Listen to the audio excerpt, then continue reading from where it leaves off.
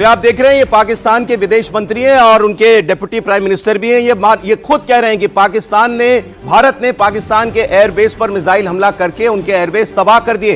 ये कबूलनामा है उनका अपने ही टीवी चैनल पर। वो मान रहे हैं कि भारत ने उनके एयरबेसेस पर कितना भारी नुकसान पहुंचाया है। उनके एयरबेस हमने तहस नहस कर दिए मिसाइल अटैक में। एक बार फिर मुझे लगता है सुना देना चाहिए। ये आप देखिए पाकिस्तान के उप प्रधानमंत्री खुद इस बात को स्वीकार करते हुए कि भारत की मिसाइलों ने पाकिस्तान में घुसकर उनके एयरबेस तबाह किए।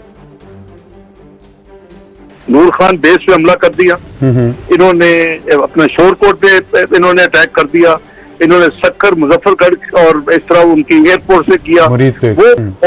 वो रात थी कि जिसमें मिलिट्री क़यादत और प्राइम मिनिस्टर के कॉलीग्स प्राइम मिनिस्टर की चेयरमैनशिप में बैठ के फैसला किया। तो पाकिस्तान दरअसल सारी सच्चाई अच्छा है कि खुद ही दुनिया के सामने रख रहा है। उन्होंने इस बात को स्वीकार किया कि भारत ने उनके एयर बेसिस पर मिसाइल हमला किया। लेकिन इससे पहले क्या हुआ था? इससे पहले जैसे ही भारत ने अपने सख्त मिलिट्री एक्शन से पाकिस्तान में हड़कंप मचाया, पाकिस्तान सीधा अमेरिका के पास पहुंचा और उसने अमेरिका से कहा कि आप भारतीयों को रोकिए। और अमेरिका के उपराष्ट्रपति जेडी वैंस वो भारत फोन करते हैं और कहते हैं कि मामला बहुत बढ़ जाएगा। हमारी तरफ से केवल एक बात उनको कही जाती है, जैसे को तैसा। पाकिस्तान अगर कोई हरकत करेगा तो जवाब बहुत बड़ा होगा। यह बात अमेरिकी पाकिस्तानियों को बता देते हैं। वो बात करते हैं उनके विदेश मंत्री पाकिस्तान के आर्मी चीफ से कि भारत झुकने वाला नहीं है, पीछे हटने वाला नहीं है। भारत पाकिस्तान की हर हिमाकत का पूरा जवाब देगा, यह भारत का स्टैंड है। और उसके बाद पाकिस्तान की तरफ से हमारे ऊपर हमले के प्रयास होते हैं, जिसके जवाब में हमारी मिसाइलें पाकिस्तान के एयर बेसिस पर फायर की जाती हैं। जो आपने सुना, पाकिस्तान के उप प्रधानमंत्री खुद कबूल कर रहे थे। और इसके बाद ही मैंने आपको जैसे बताया, फाइनली सफेद झंडा लेकर पाकिस्तान की डीजीएमओ ने भारत के डीजीएमओ को फोन किया और कहा कि वो सीज फायर चाहते हैं। और उसके बाद केवल इतना तय हुआ कि 48 घंटे के लिए फिलहाल मिलिट्री कार्रवाई को रोका जा रहा है, स्थगित किया जा रहा है। हमारे साथ जो स्टूडियो में और मेहमान है सर अस्थाना साहब, तो थोड़ी देर में ये बातचीत शुरू हो जाएगी। उससे पहले पाकिस्तान खुद दुनिया के सामने खुद को एक्सपोज करते हुए ये बता रहा है कि उसकी सारी मिसाइल्स फेल हो गई और हम ये बता रहे हैं कि हमारी सारी मिसाइल्स अपने टारगेट पर पहुंची। बिल्कुल, अगर जो अभी आपने बताया उसके ऊपर मैं 2-4 चीज़ें ऐड करना चाहूँगा। आजकल इंफॉर्मेशन वॉरफेयर का ज़माना है, पूरा वर्ल्ड हर चीज़ देख रहा है और न्यूयॉर्क टाइम्स ने भी कुछ चीज़ें कुछ खुलासे किए हैं। हुआ ये था कि जब रावलपिंडी में जो हमारी मिसाइल ने उसको ध्वस्त किया तो वो न्यूक्लियर सेंटर से बहुत नज़दीक थी और उनको ये डर लगा कि भारत की नेक्स्ट मिसाइल जो है वो हमारे न्यूक्लियर पूरे आर्सेनल को बर्बाद कर सकती है। इस टाइम पर बहुत ज़्यादा डर पाकिस्तान में बैठ गया और तब वो भागे अमेरिका की तरफ कि कुछ कीजिए।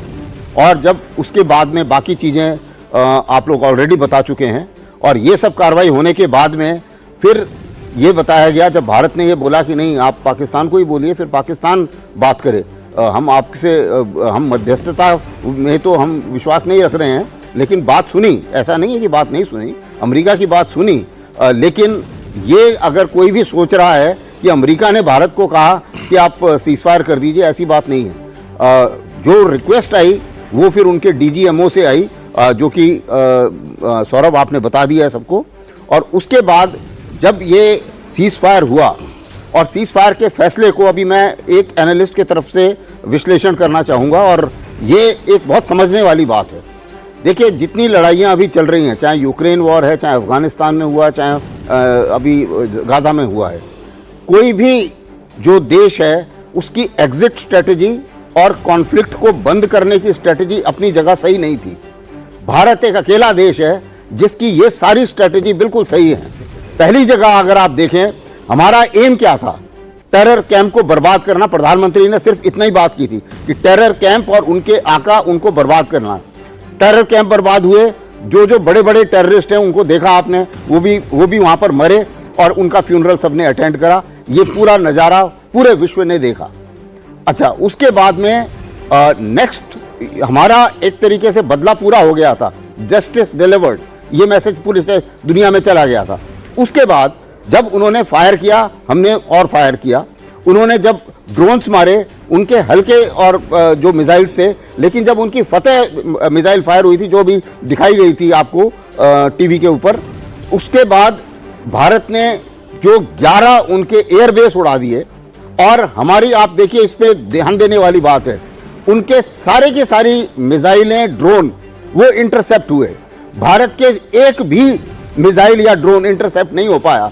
जितने हमने 9 के 9 टेरर कैंप मारे, सारे के सारे अपनी जगह लगे। जितने हमने मिसाइल और एयरबेस मारे, सारे के सारे अपनी जगह लगे। और यही नहीं, भारत को पता है कि पाकिस्तान की क्या बदमाशी होती है, वो कैसे तोड़ मोड़ के खबर को प्रोड्यूस करेगा। तो इसलिए हमने इस बार स्पेशल एफर्ट किया कि जो कुछ भी टारगेट डैमेज होता है उसका फोटो खींची जाए, ताकि बाद में पूरे विश्व को दिखाने में आसानी हो। और